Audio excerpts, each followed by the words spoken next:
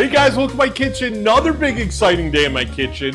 Where we going? What are we making? Today we're going to go to Nona's kitchen, my grandmother's kitchen, and we used to make, around that fall time, which is what we're coming into now, a pumpkin, sometimes a butternut squash pasta. So in this case, we're actually going to make the pasta dough from a puree of either a pumpkin or butternut squash. Today we're going to make it from a butternut squash. I'm going to show you how to take it right from the beginning to the end. Absolutely delicious. So what do you say? Let's go over ingredients. Let's start having some fun. Okay, first thing you're going to need, obviously, center stage is some butternut squash. So what I have here is a full butternut squash, which is about 2 pounds, pound and a half.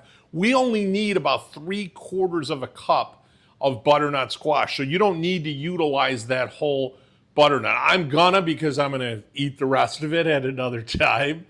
So I'll prep it. I'll show you how I prep it, and we're gonna cook that down. We're gonna need just over 2.5 cups of flour and 3/4 of a cup of the butternut squash. Now, in regards to the flour, I would encourage you to get an organic, unbleached, unenriched Italian wheat flour. You could find that in some of the specialty stores. You can use the double O, which is fine, all purpose will be fine here. You're gonna use 1 whole egg, organic, free range is ideal. You're gonna want 1.5 tablespoons of extra virgin Italian olive oil. Absolutely delicious. Grassy, earthy, just so good. Next, we're gonna want some salt. So today I've got some French sea salt. Has no aroma at all. I don't know why I did that, but it's a little softer. It doesn't have that salt kick to it, that harshness to it. So it's brining, very healthy, a lot of minerals to it. And it's sexy. And French is sexy, Italian's sexy too. So we got some French salt. We're gonna use about 1/2 teaspoon of salt for the flavoring of our dough. And next we're gonna use some nutmeg. Now nutmeg, anybody that watches our show knows nutmeg is certainly one of my favorites. I'm always trying to find an excuse to put it in something. I love nutmeg because it goes great with savory, but it also goes phenomenal with sweet, right?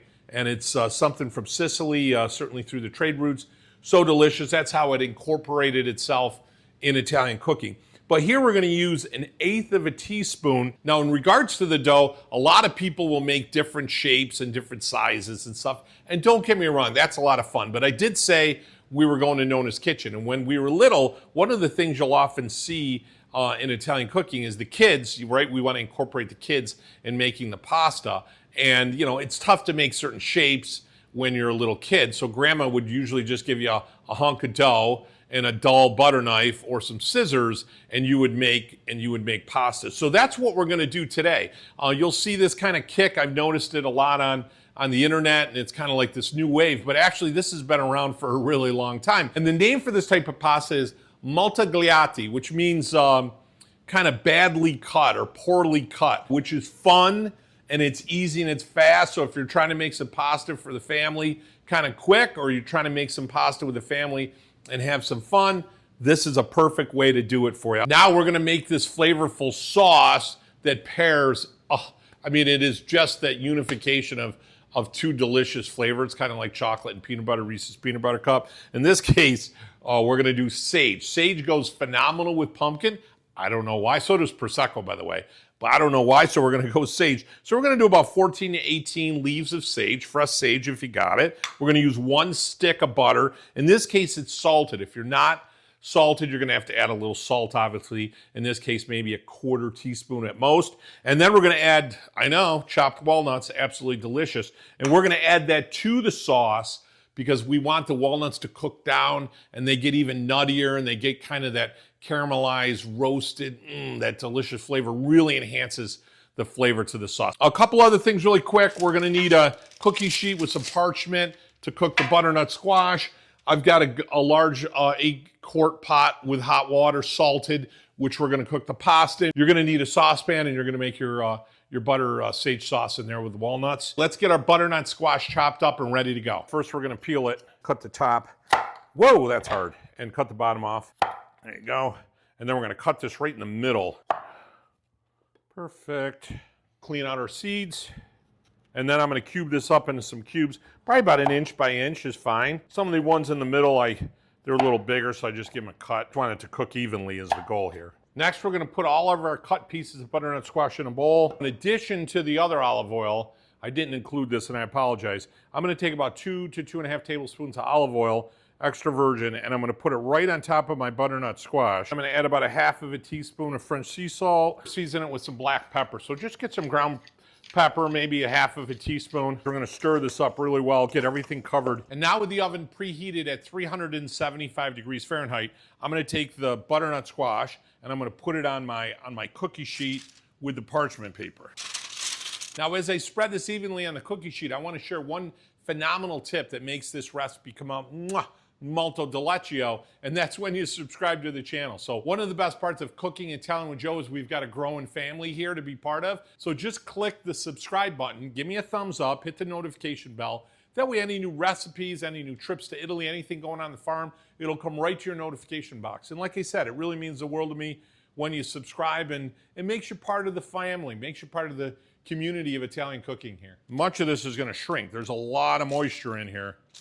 So watch it when you open the oven to check on it, because that steam will hit you and it can burn you. I'm going to throw this in the oven, 375. We're going to throw it in for about 45 minutes. And through the power of YouTube, I made this yesterday to get ready for today. And now we're going to make some puree out of this, and we only need about 3/4 cup. Simple thing I'm going to do here, guys, I've got a KitchenAid immersion blender, and it's got a little mini processor on there. And then real simple, we're going to give it a hit. Perfect. All right, guys, that's exactly what I want right there. Pasta time, we're going to do the well system, okay? I'm going to hold back a little bit of the flour because I'm going to need some to spread it out. And then I'm going to make my well. So I'm going to do this. Now, when it comes to your egg, one of my quick tips is I never like to crack the egg in there, because if it gets shell in there, it's tough to get out. If the egg is bad, you've ruined your flour. And I want to make sure it's well blended. So what I do is I take the egg, put it in here, and then I make sure the egg is healthy. I remove any shell, and then I give it a good blend with a fork in the dish first. And I'm going to put everything right in there. So I'm going to go ahead and put my egg in there first. I'm going to put my nutmeg in there. Oh, that's good. Olive oil, my salt, and my butternut squash. Oh, that's going to be good. And what I love about that, it's got that roasted flavor, right? So, and no worries, we can always add more flour. It never comes out. It never comes out right. I've done this 100 times, and in all the years I've done it, there's a little bit more butternut squash. The egg has a little bit more liquid. There's a little bit more humidity, a little bit more moisture in the flour. So just be prepared to adjust accordingly. So give this a good mix first, okay? And then as you do it, just incorporate a little bit more of your flour in your mixture. And it always starts off as a mess, but then it gets really easy. I don't really like to get my hands in there until it starts to get doughy, and then it makes less of a mess on my hands. And then I'm just gonna get it together. And in this case, we do want a little bit of gluten built up. And you're just gonna keep working it until it gets nice and smooth. I'll show you exactly what that looks like. You see how it still breaks apart when I pull on it? You see that? You know when it's done when you pull on it and it starts to stretch. It's getting there, but it's not quite there yet. Okay, guys, it's been about 3 to 4 minutes, and I just want to show you now. You see when you pull on it, how it stretches, it doesn't tear. See how it stretches like a rubber band? It's got like a rebound to it. It wants to come back. And then you know you're done. So we got another minute here. Now, I don't want this to dry out, so while this is sitting here for 30 minutes, I want to wrap it up, seal it up nice and tight. And I'm going to go ahead and let that set for about 30 minutes. Guys, this part's fun and it's easy. So I'm going to take my saucepan.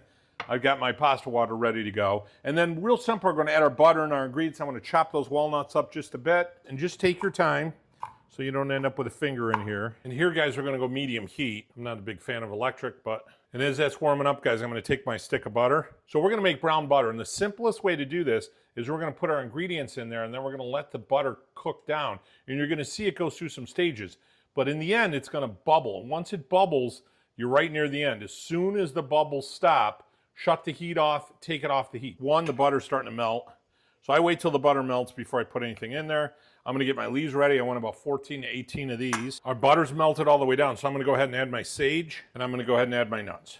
And now give everything a stir, and now you're seeing it just start to bubble. And what's going to happen is the milk solids in there are going to start to brown, and then they'll start to drop to the bottom, and I love those We don't want to burn anything. We don't want nothing black. You get that to bubble nice and well. As soon as it stops to foam and bubble, pull it off the heat. You're good. So guys, it's bubbling good, but you're going to see it's starting to slow down. See how it's foaming? And now it's going to slow down even more, and then we're done. It looks just perfect right there, brown. You got some nice, gorgeous bits in there. The nuts are cooked. Get it out of the way, and we're going to add that to our pasta in a little bit. Now, guys, it's pasta time. The water's bubbling, and I've got it seasoned. And now what I'm going to do is I'm going to take my dough. See how beautiful the dough is? And here you go. You ready? You flatten the dough. So you're going to create something like this, okay? And you want it about the length of your finger. You're going to thin it out just like that. Then what you're going to do is you're going to take a pair of scissors, and then you're only going to go about a 1/4 inch. See that? You're going to go about a 1/4 inch, and there you go. And then you just keep cutting it into the pasta. Multigliati. So I'll go ahead and keep making some pasta, and I'll talk to you guys in a couple of minutes. How do you know when it's done? Great question. Sometimes people say when it floats to the top. I don't like that. What I like is float to the top and let it stay for about a minute. So you're looking at about 3 minutes. Once it hits the water, it'll stay submerged on its own for about 1 minute to 2, and then you want it to float for at least a minute or 2. And then once it's up for, you know, that minute or 2, now I know I got 3 minutes in. These are nice. So I wanted an al dente. Fresh pasta is going to cook a lot quicker because there's already a lot of moisture in it. And see, nothing's equal size, right? So it's multigliati. See, it's all kind of badly cut. Now, guys, a little trick we want to do here is we want to add a little bit of that pasta water, maybe a little bit more to our butter sauce. I'll tell you, the aroma in here is phenomenal. So that's going to add a little bit of extra starch. It's going to get this creamed up just a little. See that? Gives you a little bit of cream with the starch in there. Isn't that beautiful? Guys, there's our pasta. And what I'm going to do here without blocking you is I'm going to go ahead and just put my sauce over the top with the nuts. As gently as I can, I'm going to stir this. And now, guys, I'm going to take some Parmesan Reggiano, okay? And I'm just going to hit it on the top. And then I'll hit it on each plate when they're done. Can you guys take the aroma of that or what? Oh, that is good. Okay, guys, favorite time, taste time. So I definitely want some sage. There you go, right there. See, I got some sage, I got some nuts. I'm going to hit it with a little extra cheese. All right, let's do it. Let's get that. Let's get some nuts. Smell-o-vision, taste-o-vision. And man, I wish I could give it to you right there. That looks good. I'll tell you, the aroma in the kitchen is phenomenal. All right, let's check it out. Oh, yeah, you get the cheese. I can smell the butternut, the butter, the walnuts. Ooh, that's good. Pasta's al dente. It's absolutely perfect.